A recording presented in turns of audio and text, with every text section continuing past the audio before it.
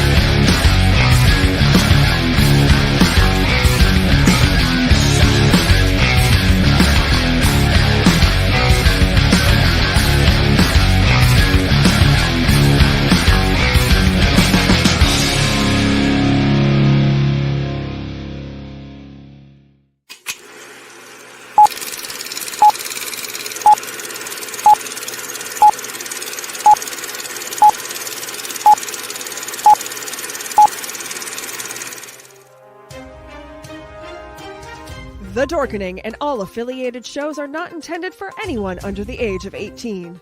The following may contain discussions or scenes that have adult situations, graphic violence, nudity, strong sexual content, and graphic language. This show is intended for mature audiences only. Viewer discretion is advised.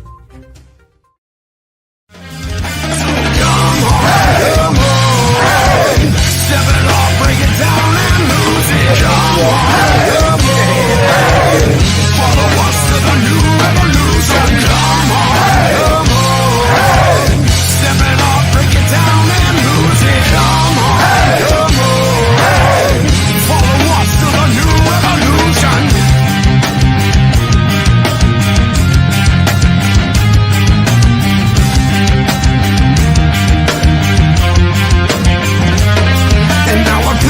That this battle I am never losing. I'm choosing to ignore the cuts and bumps and bruises. I'm cruising through these haters, leave them looking stupid. They foolish if they think they'll ever hear my conclusion. I'm through with all these part-timers and their excuses. I'm bruising equals left and right every time I do this. I'm shooting for the top, no I'll never settle where you did. The future's in my hands, my grip will never lose it. My crew is ready to obtain the absolution. Removing any doubt that we was ever fooling.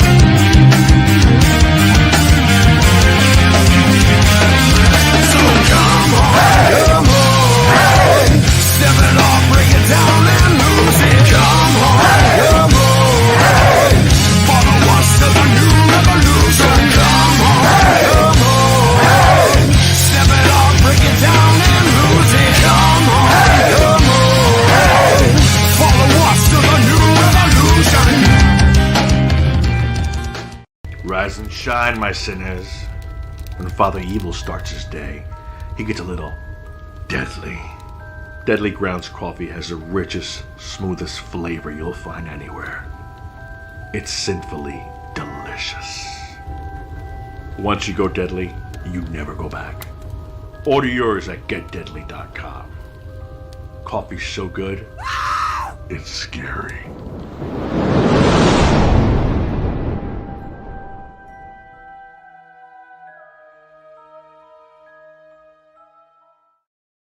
Happy Wednesday, everybody. We are on Still Toking With. We have an awesome show for you scheduled today.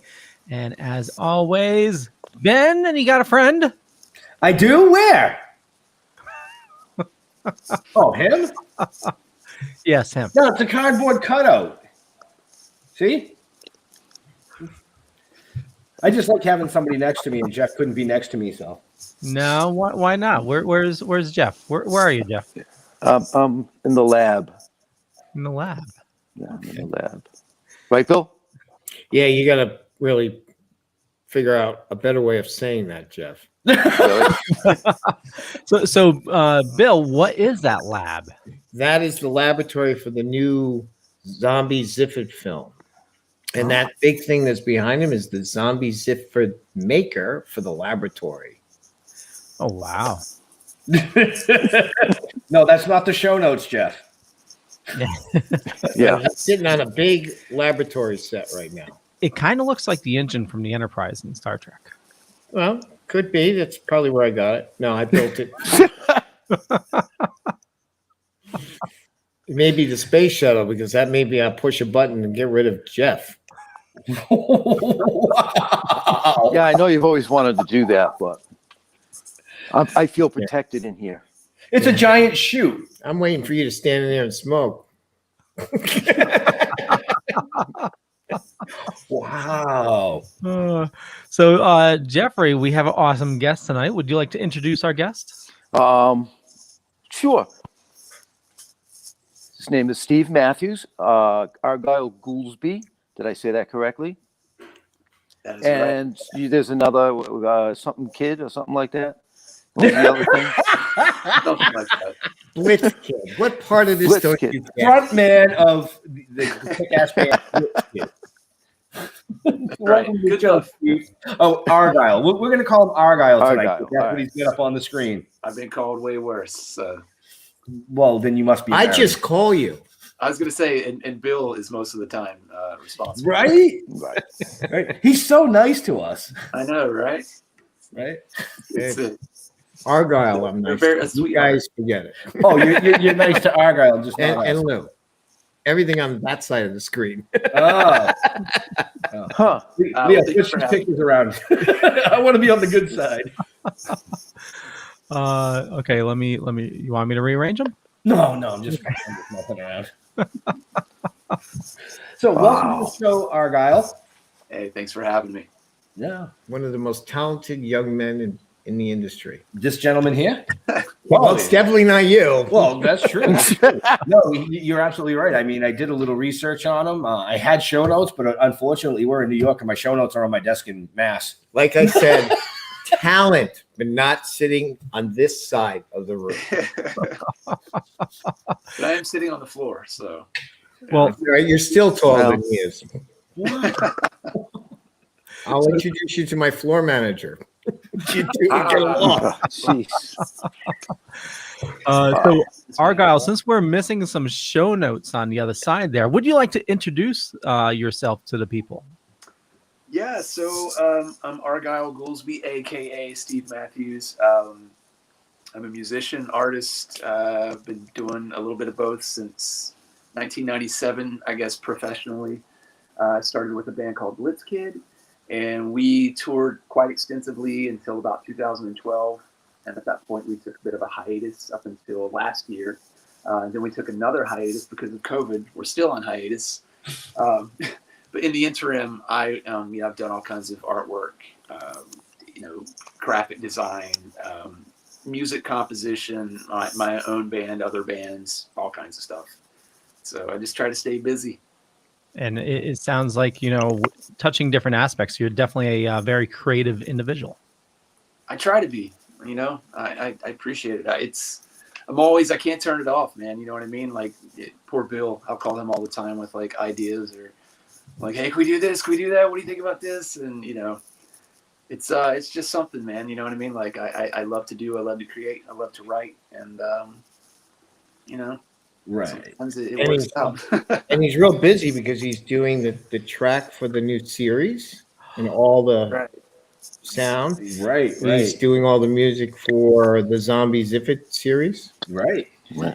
So not only is he crushing it in the music scene, he's doing like you said, music composition for scores for series and some films.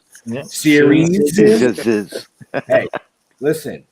What you drinking? I don't know what he's drinking. No, what are you drinking? Oh, I'm drinking this stuff over here. Well, let's get back to the talent. That's what I'm drinking. That's what it is. He's also been helping a lot with Cortland at the Witch's Dungeon. And he's been down here shooting. He shot his Halloween video here. Right. And he's been working on a number of other pieces for his online stuff. I'm taking over your job. This is what just happened. You just went bang, bang, bang, bang, and you hit all four of what could have been extended conversations about what he was doing. Well, I threw it out. You just like threw them all out there. Right. There goes, there goes highlights. We hit everything. Beginning of the show. Can I teach you how to do television voice? You put the highlights at the beginning of the show, then you discuss them, so everybody can hear more about them. Oh, is that how you do it? Okay. I almost just spit my soda. That's all I'm going to say. So we're going to go right back to touring, Blitzkid. Yeah. I mean, I do recall reading that you guys toured extensively overseas a lot. What was one of your favorite places? You know, they're all endearing in their own way. You know what I mean? Like, it's just like a song. Do you know what I mean? Like, it's hard to pick just one thing. Like, what's your favorite song? Every song makes you think of, you know, something different. And that's how tours have been for me. That's how cities have been and countries and a lot of places like that. But, you know, I think some of the places in Europe, I mean, we love playing in the States, but I think for us, at the point that we went to Europe for the first time, it was so, I mean, for lack of a better term, foreign to us that it was just like everything. It was like a reset button. Do you know what I mean? Like we started playing in '97.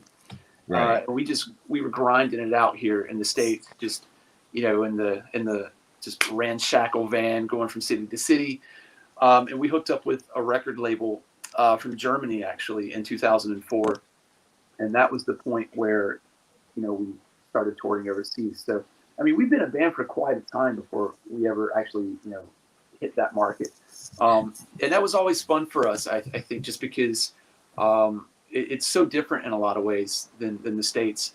You know, one thing that we noticed is, you know, no disrespect to the United States venues or anything like that, but the first thing that jumped out to us was just the way the venues treated bands. You know, there were some places in the States where you're just the scum of the earth. You know, it's just like they treat you like dirt. Just get in, get out of here. But in Europe, like Germany in particular, they have a lot of artist apartments attached to the venues. So if you're not touring on a bus or anything like that, you know, you can just crash there at the venue. It saves you a lot of money, saves you a lot of time, depending on, you know, what your travel situation is like. So, you know, things like that. The hospitality's always been cool. You know, and also there were some places that we went that were just, I think, accomplishments in themselves that we got there, like Russia, for example. You know, we went there in 2012, and Russia's not the easiest country to get into.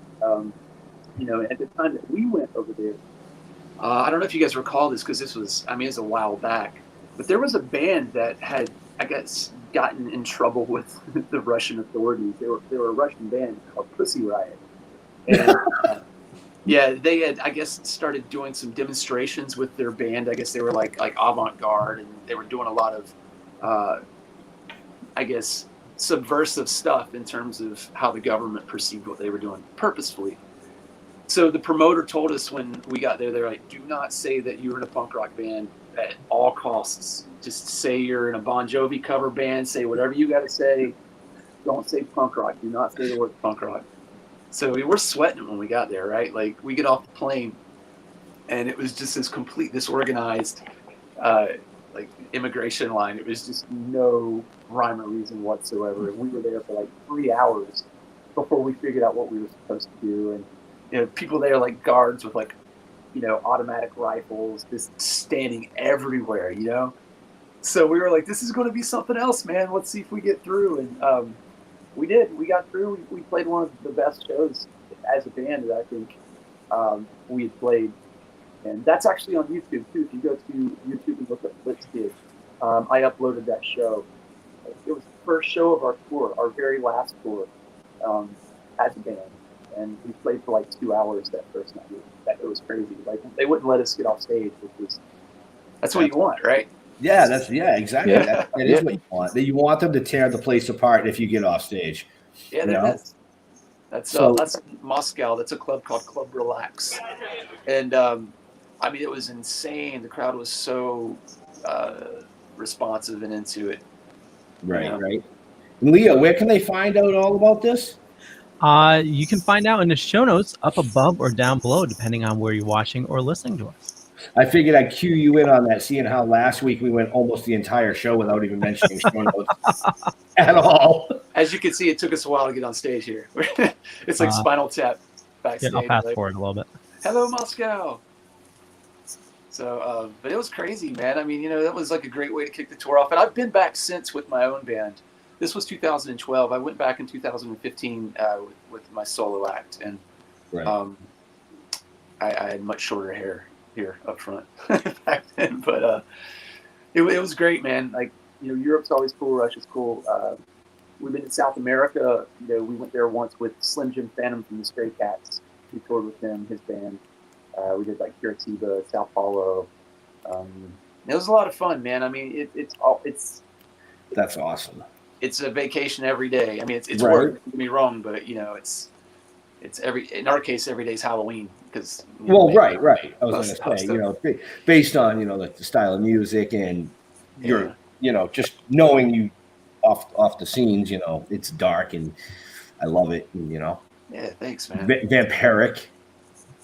Yeah. So that's kind of what we didn't really start off with the plan of being that type of band. When we first started playing music, we just wanted to be in a band, and obviously we wanted to be in a rock band. We had a wide array of influences. Our guitar player, TB, he comes from a really broad, like thrash metal background, and that's where we found a common ground amongst one another. We're both really into thrash metal. And he was into a lot of other stuff too. Like he learned how to play guitar, with like AC/DC and stuff like that. Like just classic rock stuff. And then that morphed into metal and then punk rock. And he was actually the first person I had met and become friends with that knew how to play an instrument. And where I was at, we were from a small town in West Virginia, and there weren't a lot of people doing that sort of thing or like really into the sort of thing that I was into. And it was only a matter of time before we met. You know what I mean? That's how that thing goes. And that's where the whole idea for Blitzkid started. I didn't know how to play an instrument at all. He was the only one who had been playing in a band. Right. And I was friends with this kid that I'd met at a camp, actually, like a church camp, actually. Like I used to go skateboard at this church camp all the time. And I met this kid at a Mohawk. He was the only kid that I had seen at that point in time who had a Mohawk. So again, we hit it off and became friends. And so we started Blitzkid that way. Tracy was already in other bands, had been in other bands. And, we wanted to do just like more of a punk rock thing. And that worked for us, me particularly, because I had no experience playing an instrument. And Stu, the guy I told you with the Mohawk, we just recruited him to play drums. He had never picked up drums in his entire life. And he was just kind of like, yeah, wow. I learned to play drums, and it made sense for us to be in a punk band at that point in time, just because it was more accessible. We didn't have to be virtuosos. We could just, rely on the energy and the love of what we were doing to kind of carry us over the shows and whatnot. And eventually I think got better, at least enough to, start understanding what it is that we were doing. And that's when the whole horror punk thing kind of fell into place. Originally, as I said, we were just kind of like filling it out, and we had a couple of songs that were themed a little darker, but it was more tongue-in-cheek. It wasn't meant to be scary. It was just kind of humorous at the beginning, and I think it always kind of kept that element to a degree. So, like you said, you had never played an instrument, and now you play the bass. Yeah, So, I play primarily the bass. That's what I've had the most hours logged on is bass guitar. I play like stand-up bass too. Like upright Oh, bass, cool. That's cool. like psychobilly, rockabilly type stuff. My dad's in a bluegrass band, so I've fooled around with that type of stuff before with the bass with them. Right. He plays banjo. I've tried to play banjo. I can a little bit. There's some stuff on me on Instagram, like trying to play a banjo. I can play a little bit of accordion, bagpipes, just a little bit of everything, really. You know what I mean? I'm not really a virtuoso in anything, so to speak. Right. But like I guess I'm just one of those people that if you give me an instrument, I can write something on it. At least what I think is music. So. Well, I mean, it's definitely music. I mean, but the reason I brought up the whole bass thing is because recently you released your own line of bass guitars. Am I right about that? Yeah, I've got one right here, actually. I'll show you. So I designed this guitar. I don't know if you can see it. It's yes. I designed this way back in the year 2001. Way back. Way back. Yeah, right. Okay. So the story behind this bass is at the point that we kind of found our direction in Blitzkid, and we were like, yeah, let's do the makeup and the because it was like kind of how Kiss was, Alice Cooper, stuff like that. We just wanted to have a show, and being where we were from, as I mentioned earlier, it was a small town, so we were young, and it was just like anything that we could do to up the shock factor of what we were doing was okay by us. We welcomed it. So of course we wanted to wear makeup and fake blood and drive around in a hearse because it just made things that much more uneasy for everyone in the town that we were in. So we were working this really shitty telemarketing job, the guitar player and myself, and we were just saving up our paychecks to record our albums with, and we got our tax returns back, and we were like, wow, this is the first time we'd ever really had money. And we found this company that was making instruments up in I think they were in Pennsylvania at the time.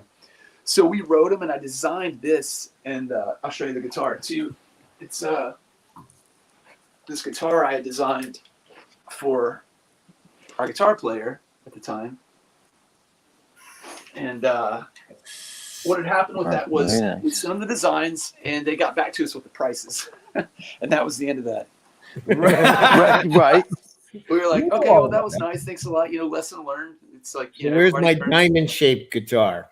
We were like, wow, cool. Okay, well, thanks a lot. We'll take that into consideration. Ignore that. And then fast forward to 2018. So many moons later, I'd forgotten all about these things that they were ever going to happen.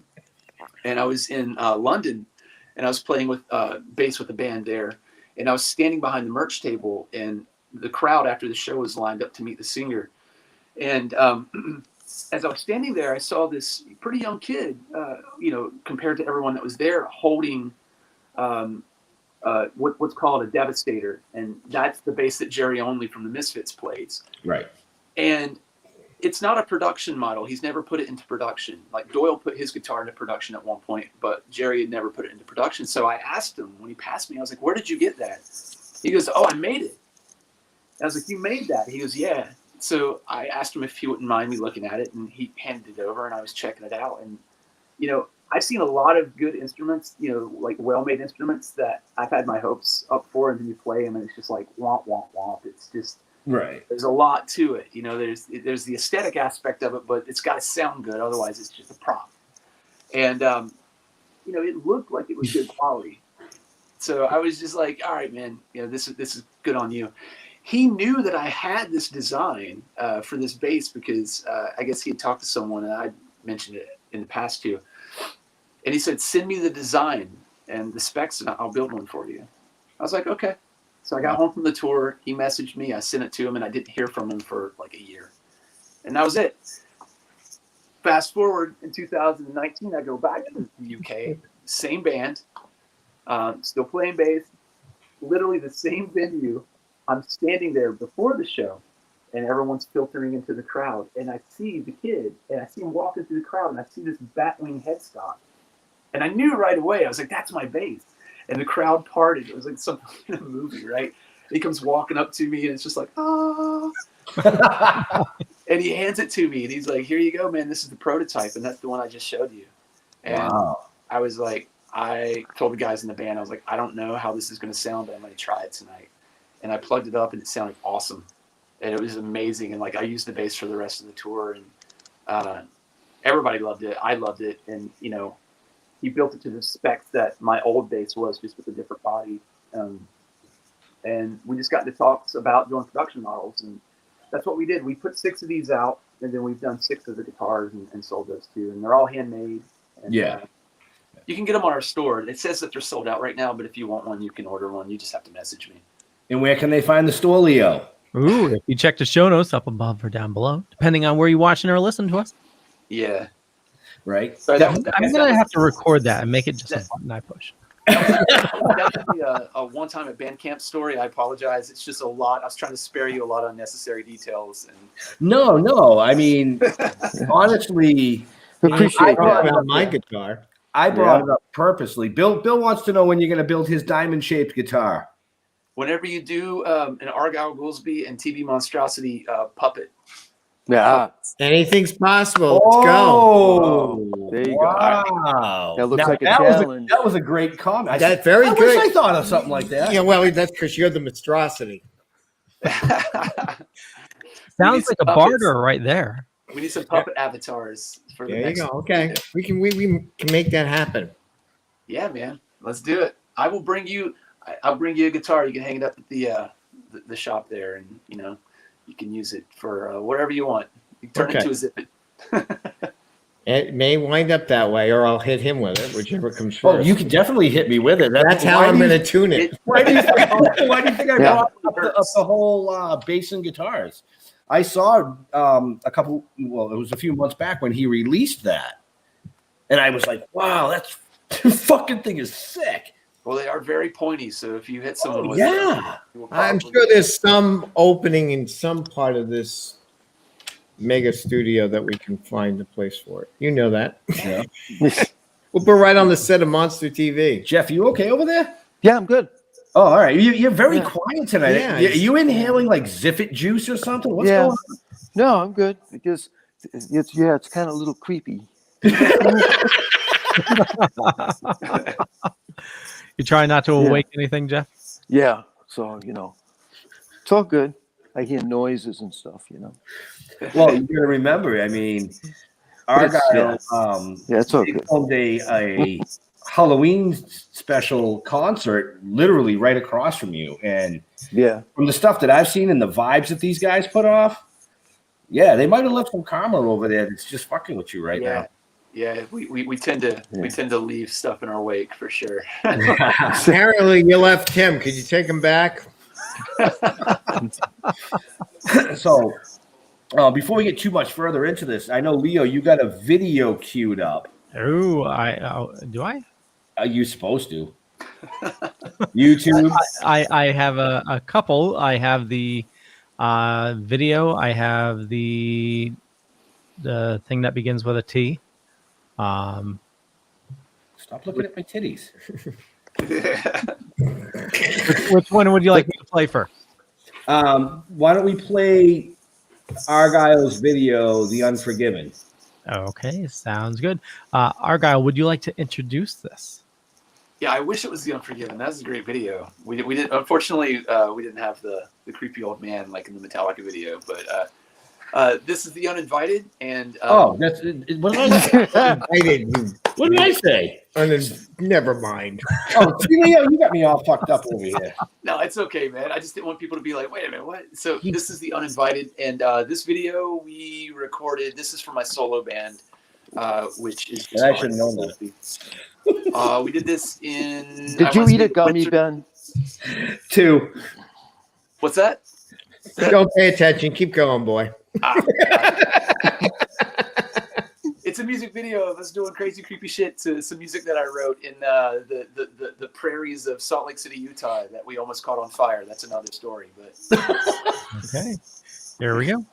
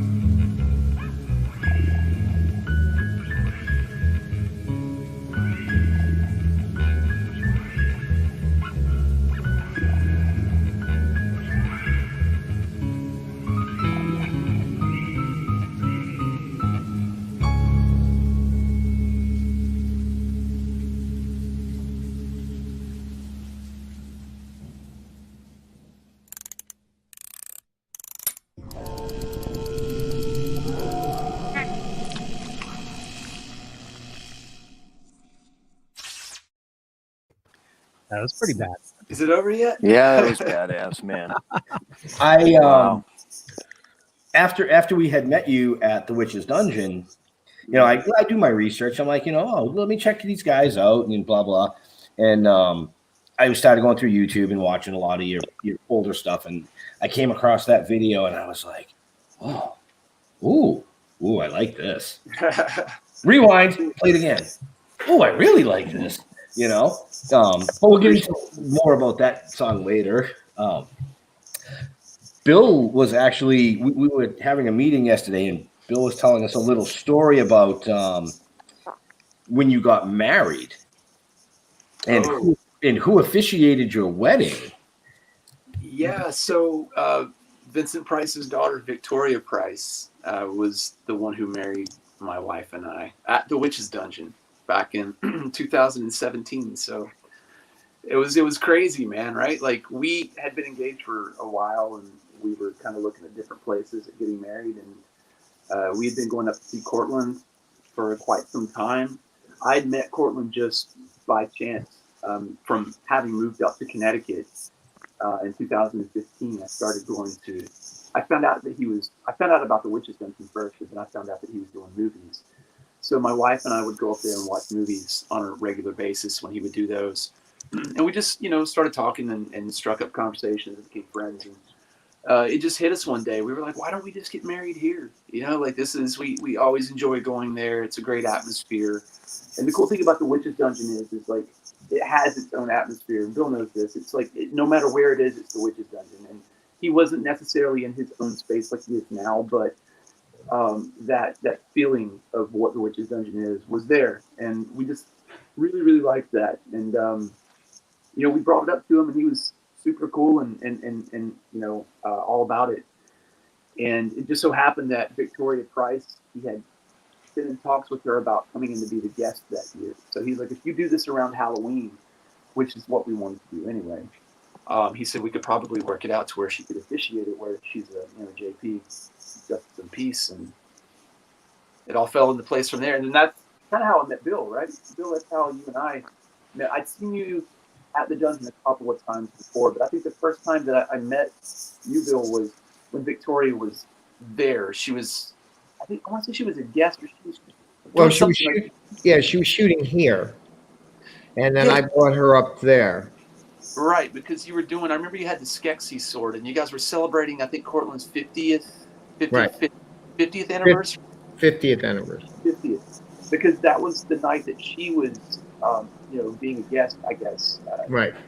And Cortland had invited me in, Jordan and my wife and I in, and we just kind of stood there, like, we didn't know what to do, right? Like, we didn't know anyone outside of Cortland, and we barely knew Cortland at that point. And here's Victoria Price, and you guys are cutting this giant cake with, like, this huge sword, and it's all this awesome, overwhelming. Yeah, sounds about right. Yeah, I was going to say, Bill doesn't do anything on a low scale. It's always going to be. It was cool, though. I remember because, like, you guys were celebrating with the cake, and the Skeksis sword came out, and I was like... Well, it was funny because Cortland knew, you know, he's known Victoria, he knew Vincent, too. But he didn't know she could do weddings. Mm. So when him and I were talking, I was, well, why doesn't you want to get Victoria there, do the wedding at the dungeon, which you want to do, and she'll marry them. And she just loved it because she wanted to know, she wanted to do more of that. Well, it was great, you know, because here we are. You know, there's a lot of figures in the dungeon that are, you know, in memoriam or in honor of her father, Vincent Price. So it was a great feeling, you know, and she had told Cortland, which was, you know, a really nice thing to hear. You know, he told us that she had said how much fun she had, and that she really felt like the spirit of her father was there, and she could feel him, you know. And she says that he said that she had said in the past that she feels that way, but that day in particular, she really felt that presence and that feeling. And that's nice, because, I mean, I have huge amounts of respect and love for, you know, Vincent Price and his whole body of work, not just, you know, horror movies and things like that, but, like, you know, what he's done in terms of, like, art collection and culinary stuff, and just philanthropy and in general, just being an all-around good dude. Well, he was always a big supporter of the dungeon, and he was part of the board, and he helped Cortland out a lot. He really liked what Cortland was doing. Right. and that helped. Yeah. Well, I found that out Yeah. as time went on. You know, like as you know, as years went on, and especially after the wedding, you know, I found out more and more about how Vincent had helped the dungeon in so many ways in terms of not just supporting it, but at times really helping keep it open. Right. Which So is, that's like a serious epic score to have somebody like that officiate your wedding. it was really nice. Yeah, we were Yeah. totally honored to have her be a part of it. You know, and you know, weddings are already, you know, meaningful in the sense that, you know, you're gathered there with all the important people in your life, and you know, I had all those people there. It's a small wedding. You know, we didn't. It wasn't big or overdone. It was just our friends, our family, all in that main room at the historical society, and Bill had done all the lighting and set work for us, and that was amazing. And that's kind of again how I think you and I kind of came into contact with one another. I met you at the 50th anniversary celebration, but I think having you work on the lighting, which you offered to do, and we're still very grateful for you having done for us, to contribute that. Like, that's how I think you and I started talking, and I found out that you did artwork and vice versa, and I just started bugging him on a regular basis from there. Anytime. We do that too. Yeah. We bug them every I've been chance trying we to get them to lose my phone number, but you can keep mine. All right, cool. But speaking of epic scores and scores in general, you recently worked on a score with Cortland, correct? Yeah, that's right. Nosferatu. Yeah. So Nosferatu, that was a very big project for us, and I know for Cortland and for me particularly, because even prior to having met Cortland, as I mentioned, and there's I have a lot of history and with horror movies and love for it growing up with it, especially the classic films. And I was always primarily really into the silent movies. And I think the reason why that was just because they were so hard to find and so hard to watch. And at the time, you know, like when I was growing up, VCRs were kind of becoming the norm, but you still had to rent them. And you didn't really find stuff like Nosferatu or Cabinet of Dr. Caligari or Metropolis at the video rental store. It wasn't until like Kmart and some places like that started, I guess, getting licenses to sell the VCR or the cassette tapes that I actually started seeing them, and that was because I would buy them. And I would go rent a VCR and then watch these movies. So I started collecting VHS cassettes of old horror movies when I was 9. And I still have all of them. I have hundreds of them. And that's where all of my allowance went, you know, when I was a kid. Right. That was like really the main impetus in me doing good in school is, all right, if I get A's, then or B's, whatever, then I can get this many, you know, horror movies and watch them whenever I wanted. And that was like a brave new world, you know? So like horror movies actually kept me, like, I think in school and doing good for that matter. But Nosferatu was one of those things that I'd see it in books all the time. And I'd always see the images, and I was like, I really, really want to see this movie because, you know, I can't think of any of those movies that actually scared me, but like it's a scary image. Like I think if any of them were like intriguing or like made you wonder, like, well, is this actually a real monster? It was Max Schreck as Nosferatu. Right. It didn't look like makeup to me. It looked like something like somebody actually caught a picture, like Bigfoot on film. Like this is a real vampire. So fast forward to the film. For years, I wanted to do something with that movie in terms of scoring it. And I actually had a little note that I had made on like a text file on my computer years and years and years ago, over a decade ago. And I just didn't really know how to approach it at that point in time in my career. You know, and I didn't really know, well, how am I going to get the film? There was just so many variables that just made it really hard to begin. And it all just kind of fell in my lap back in 2018. I just got home from tour, and my wife and I went up to see some movies at the Historical Society. And Cortland had mentioned to me, he was like, listen, I just want to throw this out there. I have an old print of Nosferatu. Like, you know, there's a lot of transfers of the movie out there. You know, there's no shortage of Nosferatu transfers, but this one in particular hadn't been transferred before, and it had no sound. So his idea was he really wanted to be able to show that alongside with some of the other movies that he did on a regular basis, but make it a little more palatable for people, since it with no sound, like it's you just, if you're not really tuned into that sort of stuff, then you're just sitting there forever. You're gonna fall asleep. Right. So that was the idea. He was like, "Would you want to write some music to this? We can do the transfer here from 16 millimeter to digital." So I mean, that was the key. It was almost full circle, and I was like, "Absolutely, So let's do it." So I went home and immediately got to work on it. Started writing. I shut my phone off. I didn't do anything. I literally locked myself away in this room for a couple of weeks, really, until I got it written. And I didn't. And I look at it now, and it freaks me out a little bit, like the whole process. And I'm glad I didn't think of it too much at the time, because I probably wouldn't have got it done. Like looking back on it now, there's a lot of things that I should have considered that I didn't, and worked out anyway. And what I mean by that is, like, number one, how the hell am I going to write a score? I'd never done it before. Right. All I've ever really done was play 3 or 4 chords on a bass guitar and a couple of instruments, but like nothing symphonic or something that like becomes the narrative of a movie. You know what I mean? Like, yeah. So all I did was, and I think it's just because I love the movie so much, was I broke it down into songs. That's the way that my brain works. I was like, okay, well, I don't want to write one, 90-minute piece of music, like a needle drop score, because you see a lot of companies do that, especially with public domain films like Nosferatu, where anybody can put it out, but it's just they find the cheapest music that's free and they put it on. It has nothing to do with the movie whatsoever. I was like, I don't want to do that. I want it. I need to compartmentalize it into segments, and the way that I determined that was the way the camera aperture would open onto a scene. To me, like, that's the beginning of a song, and then when it was over, it would close.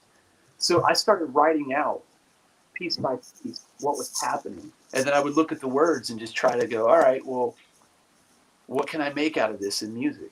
What was Murnau trying to say? This is how I interpret it. How does that translate to music? And that's kind of how the whole process began. And I think there's 24 aperture moments in the movie, so I ended up with 24 songs. Wow. And it's really cool how that worked out, because again, that was just a chance that I worked on it that way, but I think if I would have done it any other way, it wouldn't have worked. And it really made the movie, it became exciting for me. Like, I've always loved the movie and I've seen it hundreds of times, but when I'm writing music for it, suddenly the movie is now music. I'm writing, you know what I mean? Like, I'm seeing the movie in a different way now. Yeah. Like, I'm decoding this thing into song now. So like, it was driving me to finish it. And when I sat back, I got to see the whole thing as separate pieces, and I put them all together to see how it worked. And I realized that there was a lot of, like, I realized Murnau's, I guess, genius in that movie is because you see all of the changes in the movie, and then you hear them too. If I did my job right, and I heard you told a musical story on a film that had an interesting story to begin with, but you added so much to it, which is what music does to any film. And that is a talent all by itself, because that helps relate the mood, the flow, the thought, and what is happening in those frames. And the music sets the tone and the tempo of the film. Yeah, it was interesting. It was nice in the sense that I got to revisit that movie in an entirely new way. But then it hit me. I was like, I think just my eagerness to do it really blinded me from the enormity of what it was. Like, this is like a classic movie. Like, you don't even have to like horror movies to know what that image is. It's been in everything from SpongeBob to, like, you name it. It's part of, like, just like culture. Where can people get a copy of that? So if you want to get the DVD itself, it's on the store. In the Which DVD is where, Leo? On the show notes, up above, down below. That's right. It's just acw in store.com. And the cool thing about the DVD is, it's not just, we didn't stop with that. You know what I mean? We got the transfer, and the transfer we did it with the same guy who actually filmed the last music video that we watched, The Uninvited. A guy who's done most of my music videos. A guy out in Utah named Adam Judd. Really talented director, film guy. And he came out to do the transfer for us. He did all the editing. He did all the color enhancing, sequencing, everything like that. I designed entirely new title cards for it. Try to give it like a new artistic element, something that was more related to me and how I felt about the movie.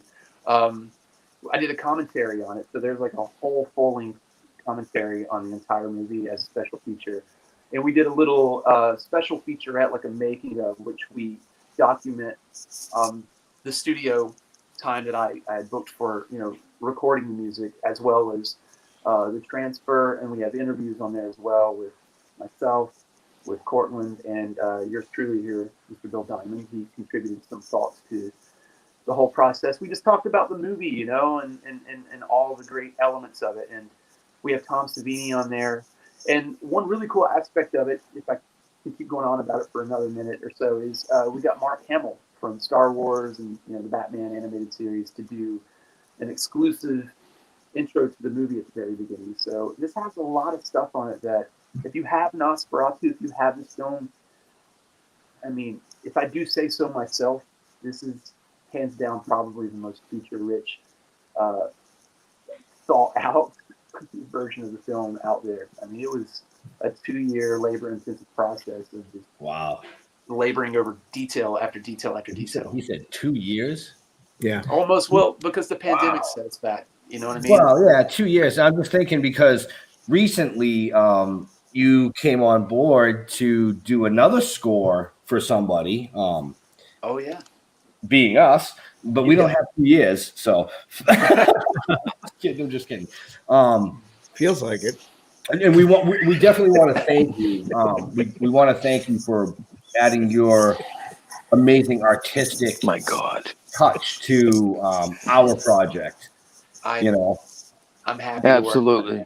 I really appreciate you guys offering it to me and giving me the chance to work on it, because the Nosferatu score was the first thing that I had done in that vein. And, it's kind of like, it's like Christmas morning now. It's like, and now what? I want to do more. I want to write more stuff. So this is really giving me a chance to do that.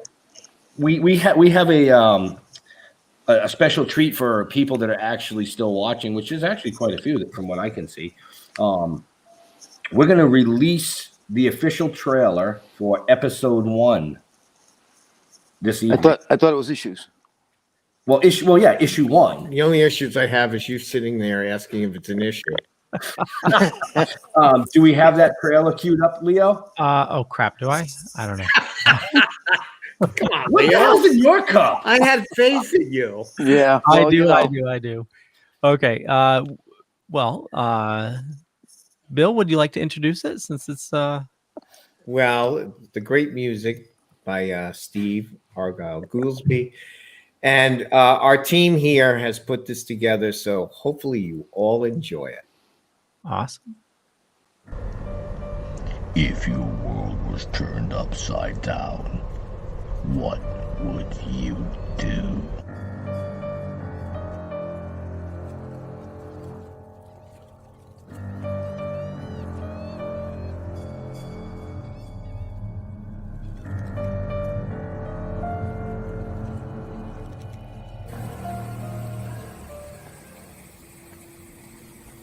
What the fuck are we gonna do now? Get high.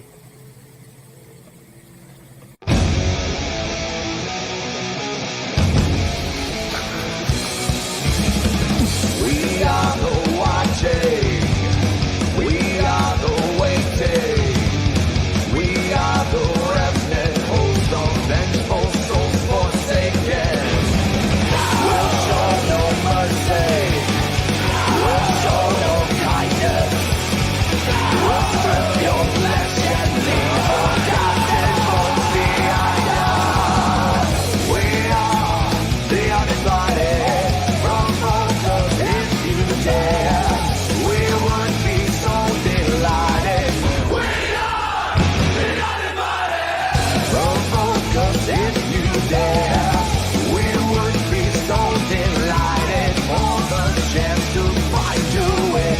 disrespect. We are the undivided promoters. If you dare, we would be so delighted for the chance to find you with despair. Despair, you're often in despair. It was more fun that way.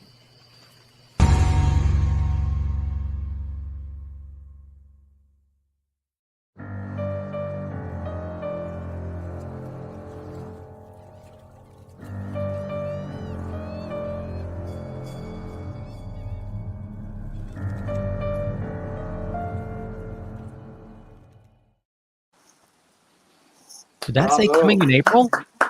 What's that? Did that say coming in April? Yeah. Awesome. Well, there's a reason why it Right, will be Bill? out in April, but we haven't announced that yet. Right, Bill? Yeah, it's coming out in April. It's coming out in April. I'm just checking. Well, it has to come out Oh, in it's April. coming out in April. It's all wrapped up next week. We don't have a choice but that. It's all wrapped up next week. I think whoever that you guys knocked into the Hudson River off of that dock deserves the MVP award of the film. I'll let them know that. At least one of them. The other one, I don't mind knocking back up into the door. I'll let people figure out who those were. I looked at it and I was like, I know that place. That's I'm sure there's some scary shit out there in that water too. So like, No, that's my next film. That's my next film, and you're doing the trailer for that too, or the score for that. It came from the Hudson. Wait a minute. He told us that we had to act in that, Jeff. I'm getting a little afraid about this. And which one? Well, his next venture, Oh, yeah. the one out here, we have to play in the Hudson. Yeah, I won't play in the Hudson. Yeah. In case you noticed, it would like those two people went in the Hudson, but it was actually supposed to be multiple of us that went in the Hudson. I got injured the day before, so I didn't have to go in. Yeah, that's what he tells us. That's what he tells us. Oh, Right. I got hurt on the film. I cannot go in the Hudson. I'm so sorry. Right? Right? He was limping around for like 2 days, 2 days. hamming it up. Okay. Was that the limp he had in the trailer? Yeah. Yes. That's yeah. That actually was a real limp. Yeah, it was a real limp. Yeah. Yep. That wasn't man. not that good. You can't have limps in zombie apocalypse. They're gonna get you. You know, like, Right? I just have to be faster Yeah. than the guy next to me as far as I'm concerned. Yeah, he's lucky I didn't leave him You behind. gotta put a rollerblade on that one foot and just go. Right? Strap it to a skateboard. and Yeah, go. the next horror movie's out in the Hudson, so I'm sure I'll throw many people in. I want to be there for that. I Oh, don't actually you will know be. Hudson, but I would definitely like to watch from afar. So Yeah. We'll put you up on the train bridge. Yeah, train bridge, a boat, whatever we do. You be quiet. He exactly. hasn't said anything all night. I think No, he's it's frozen. amazing. He's just. What did you stuck do to in- him? I stuck him down to the laboratory, and he hasn't been right. He's kind of chained up to a bunch of electrodes. I was like, I think he said like 3 words all night. I'll keep looking to see if Leo muted the mic. Yeah, No, yeah. I'm here. This is a I'm good here. thing. So you said you hooked him up to electrodes. So like if he does something wrong, you just zap him. Yeah, I just electrify him. Okay. Yeah, those aren't See? headphones. Those are electrodes in his ear. So Right. Right. So, what does the future hold for Argyle? hopefully I can get back on the road and do some shows. I mean, my band Blitzkid, as I mentioned earlier, we were a band from '97, and then our last tour was in 2012, and then we did a couple of my band and our guitar player's band. We crossed paths along the way over the years, and we play shows together, and we'd go up on stage and do a couple of Blitzkid songs. So it was always an amicable split. It was never like a VH1 behind the music special. We just needed time to do other things. So we got back together, decided to go on tour. This was in January of 2020. And we got a hold of our old booking agent. We were talking to those guys, and they put together the tour. We were doing 35 dates across the United States. And we were 2 weeks away from leaving, and then all this shit happened. So it's just been reschedule after reschedule after reschedule. Right. That's what led us to end up doing the show that we did on Halloween, the All Hallows string thing that we filmed there at Bill's set, because we wanted to do something for everyone. You know, we had a lot of people. We hadn't played, as a band in nearly a decade, and then our timing is impeccable, right? We come back and then we're like, yeah, about that tour, it's not happening. Sorry. So, Right. as soon as we can get back on the road, that's good. I want to get back and play some shows and new music. You know, I want to, from a standpoint of what I do, I've got in my solo band, I'm writing some new music now. Actually, it's kind of finished. I'm just doing like post-production on it. And I'll hit the studio eventually whenever I know that I can go on the road and tour it and promote it.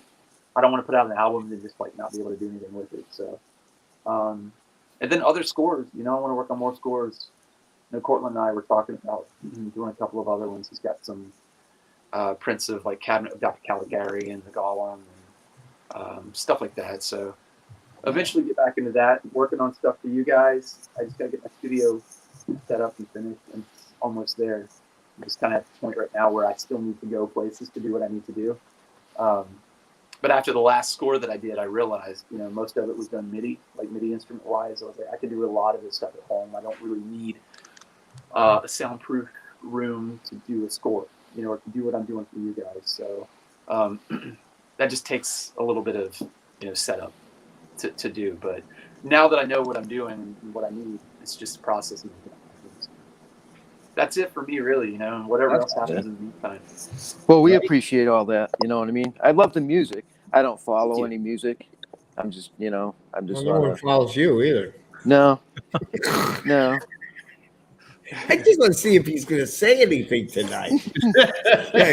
I stuck him in the lab. It's like putting grandpa. Yeah, you did.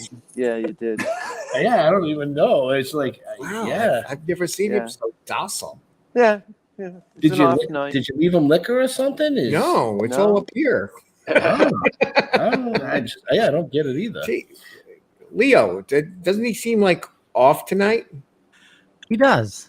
He's really off. Settling that chair. I think he's really worried about those Ziffids coming out after him. I think that's what it is. Yeah. Well, I'm way down and there's nobody around, This is a big place. Oh, they're around. Yeah. It's creepy. This thing's covered with sheets over there. Hey, Argyle, how did that piece that we shot work for you for the stuff that you're doing online, right? Yeah, it's going to work out okay. I haven't announced it yet as to what it is or when. Oh, good. Then I won't ask you anymore. Top secret project right now, but I got it to my buddy Adam, whom I was speaking of earlier, the guy who did our videos, did the editing for Nosferatu, did the editing for the Blitzkid show that we did there. Everything's good. It's just a matter of getting all of the ducks in the proverbial row, and then I can get started on that. Right. But as far as what we were talking about doing too, like I know you and I were talking about at some point doing the second part to that documentary. Whenever you're ready. Which I talked to Cortland about, and he's all about. So I'm all about. That's something I would love to do. Like I don't know if that's like top secret stuff. It's not something that can be talked about. Whenever you're ready. Spill the beans, but you can tell everybody out there to listen in more. That's right. Yes. They got to follow what you do. The whole Aurora Monsters model kit documentary. When I was there working on a project. Part two, yeah. So when I was there working on something that isn't out yet, I was working on some footage. I was kind of in a character. I was doing something for this thing that Bill had mentioned to me. Like, look, we have a part two thing that we were wanting to do, and we haven't done it yet. But we have a lot of it on film already. Yeah. So you mentioned to me about hosting it, and kind of like a horror host sort of thing, and that's something I've always wanted to do. Like, I think eventually, when I can't go jumping off of drum kits anymore and flying to Russia, I'd love to just be the creepy old dude that hosts horror movies. So. Yeah, as well. I got 3 of them here. That's maybe that's in my future. 1, 2, 3. 2, 3. No, there was one you don't see. John's not here. You said 3. He's on the floor. You mentioned the All Hallows Eve stream. Yeah. Is that something that is that on DVD? It is. It Seems like that. This seems totally planned, but they just came in the other Good. day. Plan it. Here we are. Nice. Stream. Now, There's all songs. can people get that on the store yet? Unfortunately, look, there's Bill's. We got the Witch's Dungeon here, and Bill's logo there. So here's the thing. We had 250 of these, and we had 250 vinyls of the audio, and we sold out of all 500 units in 9 minutes. I remember that. Yeah, so they're all gone. Like, everything that we have here is spoken for. Like, it blew us away, you know, like. I remember that. We sold all of these, and I mean, it's the DVD. Yeah. So that's the performance here. Yeah. And this is the audio of the performance, and you know, all the stuff here that we did. So I mean, we may do another pressing of this eventually at some point, but at the moment, you know, we need to get these out. And right. Order them and pre-order them, and then work on some other stuff. But it's something that we've thought about doing. You know, we've actually thought about doing another one. You know, another like part 2. Depending on how things kind of go this year. Everybody. I'll be calling. Whenever you'd like, we're here. No, that's awesome. But it is online. You can listen to it. The audio is on Spotify. So the album is on Spotify, on iTunes. I think it's on YouTube. If you just search Blitzkid All Hallows stream, it'll pop up everything that we recorded. So right. That's there awesome. You have it. Very cool.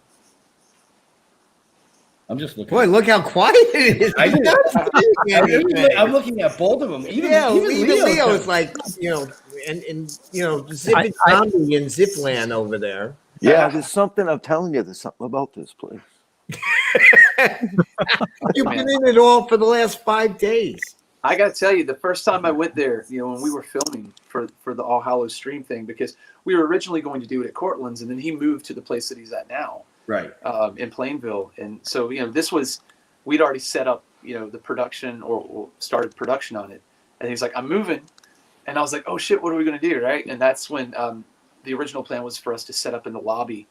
And, I was like, make sure you let Bill know what we're doing. And then the day that Bill was setting up the wall, the entry area in the lobby of the dungeon, I was like, hey, real quick, what about the show that we're doing here? He's like, what show?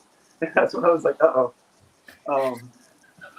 we need to set up a bunch of punk rock equipment and drums and guitars and all kinds of nonsense in this room. He's like, that ain't happening. Just come down to my place. And that's how we ended up there. But we did the beginning of the show.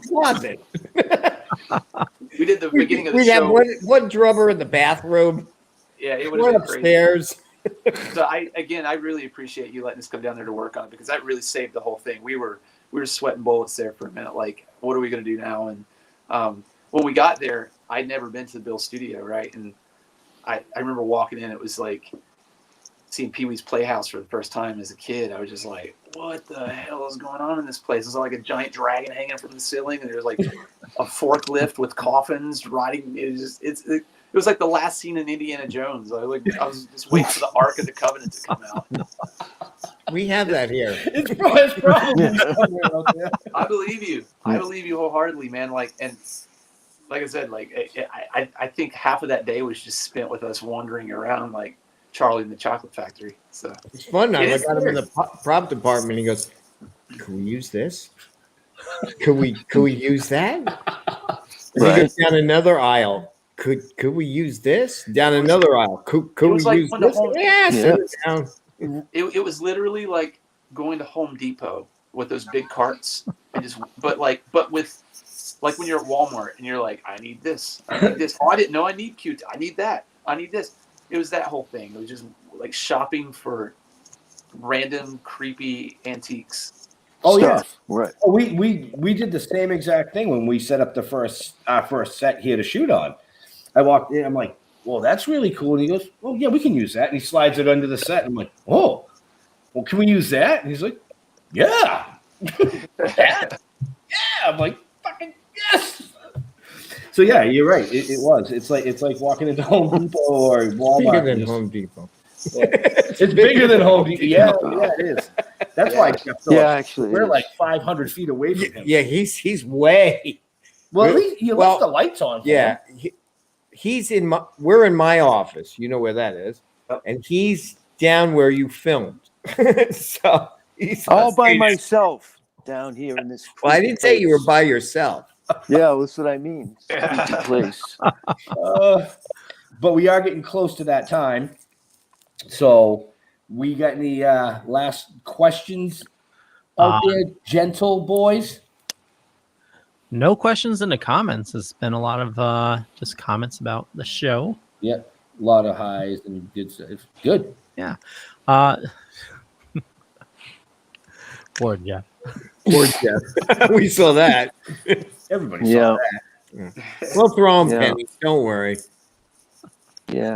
So you said you're building a studio in your place? Yeah, just a very, simple run-of-the-mill, home recording setup. Just, I have a lot of what I already need, but some of the programs I just need to get a little more versed on for what I need to do. Like, I'm familiar with, prior in the past working with, GarageBand and Logic and stuff like that, but there are certain things that are relegated to, scoring and composing, certain programs that just require a lot of just, learning, you know what I mean? So there's some stuff that I can't really necessarily do just yet. So I go down to a studio in New Jersey quite a bit. That's the guy that was there capturing the audio for our Blitzkid show. He came down with a mobile rig. So I've been working with him for years and years. So I'll travel down and work with him, and he kind of shows me what I need to do on stuff. And I think I'm getting there. But in the meantime, I just wanted to point out, too, I should throw this out there because you guys are hail from Massachusetts. Right, I mean that's where you guys are from. Yeah. Mass. Leo is actually in Connecticut. Oh, okay, cool. Right on. Well, that's where I'm at. What part are you at, Leo? I'm over near Mystic. Where are you? I'm in New Milford, around Danbury. So nice. Yeah. So the reason why I was going to bring that up is I recently joined a tattoo shop up in Fitchburg, Massachusetts. Not the shameless plug or anything like that, but if you want to check out my artwork, any of that sort of stuff. Again, you go to the website and see a lot of the stuff there. But if you're anybody out there looking for a great tattoo shop, it's called Black Hydra, and we just opened up in January, and that's in Pittsburgh, Mass. And that's on my Instagram, and it's blackhydra.tattoo.com. So the artists that work there, a guy named Matt Gallagher, a guy named Brad Touchette, and a gal named Emily Shortsleeves. They've been tattooing in that area for well over a decade. I mean, they're really, really great artists, and it's one of the best shops, that I've been in prior to them opening up. They were at a different place. But if anyone's out there looking for something with their Biden bucks that came in, and you want to get some tattoos, that's the place to go. The what buzz? Biden bucks. Yeah. So that's the place to Out go. of your basement. God. So that's my shameless tattoo shop plug. I tattooed for a while. I tattooed way back in the day. I was apprenticed back in Way 2000. back in the day. You cracked me up. It was back in the day for me, man. Okay. Yeah. Back in my day. Okay. So, Back but in I had your to give it day. up. I had to give it up for music. They made me choose, and I chose music. And I'm to a place now where I know people that understand what I do, and for example, Brad, the guy that works at Black Hydra, he's a musician too, so he understands. It's easier for me to travel and do what I need to do. But not that matters right now. Nobody's traveling, so anyway, Soon. that's all I got. Nice. Well, what a lot of information. I've listened to him, and it's great, especially since I didn't have to listen to either one of you two. Wow. Yeah, see? Well, see, Thank you, Argyle. it's all about our guest. It's right. It's all It's about all about our guest. I was not going all to about our interrupt. guest. Yeah. Right, see? I do appreciate you guys having me on, though. Really, I love what you guys are coming doing. on. Again, I'm super excited to be a part of it, and I can't wait to see. Well, this we have to first get you on episode. set next time. Right? Right. Yeah. See, Bill, you're Anytime not Bill's a co-host, not a guest. yeah, Oh, you're, yeah. You're going in that tube after it's all over, buddy. So before we close out, Argyle, when Leo closes out the show, you'll be muted. Don't disappear. Hang out for a second until we come back on, if you don't mind. No problem. But on that, Leo, Yes, sir. You know what to do. I do. I don't know. Push the right button this time. Yeah, I will certainly try. So I hope everybody enjoyed tonight's fine episode. Definitely head out and follow Argyle. We got all the information in the show notes down below or up above, depending on where you're watching or listening to us. And follow our awesome guests. For me, just Google Leo Pine. You'll find a bunch of stuff. Could be true, could be not. I'm not going to say which is which. But I run a little thing called the Dorkening Podcast Network. Over 30 shows on the network. Tons of stuff going on. A lot of great shows. And with that, Argyle, where do you like fans interacting with you? Generally, I'm as far as social media, I'm more active on Instagram. I'm on Facebook, but usually by proxy to Instagram. I try to get on there as much as I can, but Instagram seems to be the best place for me. So you can find me at Argyle Goolsby or at Official Blitzkid. And if you're on Facebook, just either one of those, I think Official Blitzkid and Argyle Goolsby. And I also have my own account, Steve Matthews. You'll know it's me. You'll be able to tell. So, just look for the guy with like fake blood and fangs and all that stuff. That's probably me. But aside from that, email is always great to catch up with me that way. That's probably the quickest way that I'm able to communicate. So, and that's all on the website, acwnnprod.com. Contact, all that stuff. So cool beans. Jeffrey, What's up? Yeah, it's been a long weekend. I apologize. Weekend. Is it a weekend? Hello, it's Wednesday.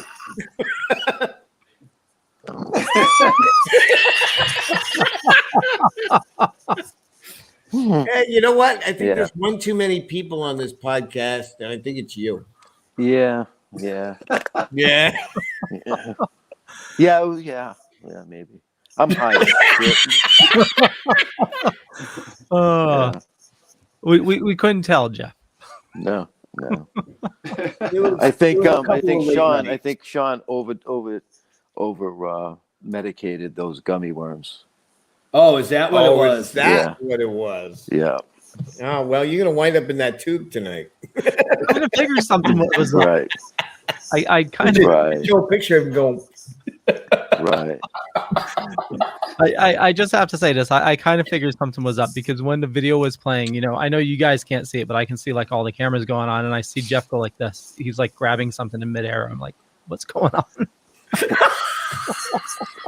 Dude. Wow. Oh boy. Okay. You're coming to the studio when? When I get my vaccination. Okay. Which hopefully is what? The end of... I'm getting my first shot April 9th. I got to sign up still. I think that April 5th is they're opening the floodgates. There's something in Connecticut that I'm not aware of. Wait a minute. Steve.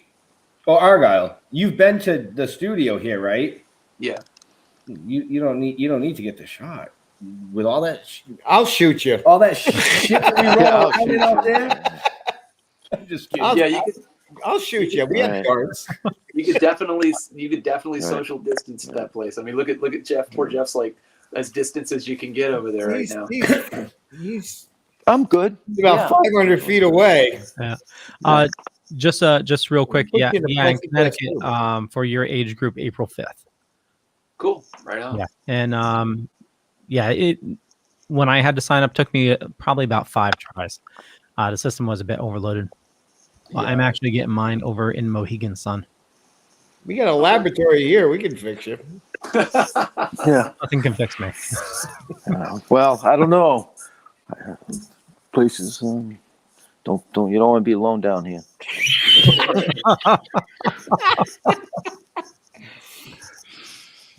Okay. Jeff, yeah, with like a light gun. Where are you? Are you out there somewhere? Oh, Jeffrey! Oh, Jeffrey! Well, then the big heaters come on, and they sound like airplanes. You know what I'm saying? Yeah. So Jeffrey, where can people interact with you? Apparently in the lab. Who, me? Yeah. Oh, yeah. Facebook. Just find me on Facebook. Still toking? Toking with the dead? What are we stumping him again?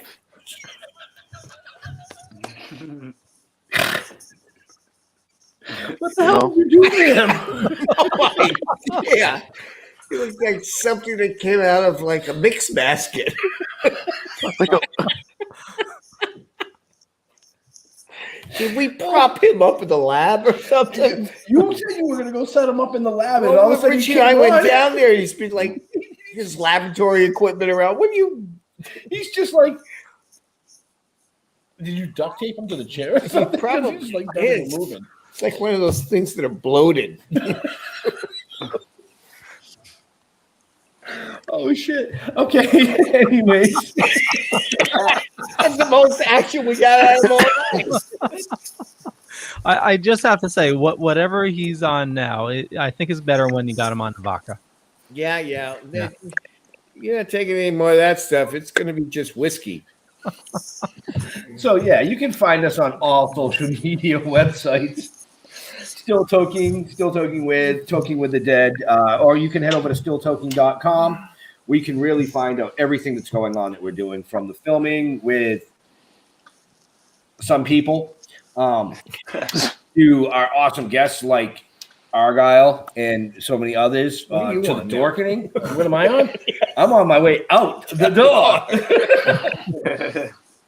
Just 2 doors, so I'm going to one of them.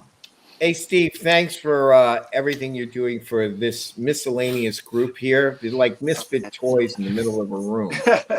You're very welcome. Thank you for letting me be a part of it, man. I really appreciate it. I appreciate it. Island of Diamonds Misfit Toys. I told you And that you earlier. are all of it. Yeah. We'll get Leo here eventually. Yep, right after he gets his COVID shots, we're going to get him down here. Okay, good. And we're going to duct tape him to something. Well, and if he doesn't, we'll just put Leo in that tube there, and then nobody will bother him. Right? You could be the boy in the tube. Okay. Okay. To all our veterans and first responders, we want to thank you for doing what you do every day, so people like us can come up here and do what we do every day. We'll see you next week. Stay safe. We're out of here. Bye. Peace out.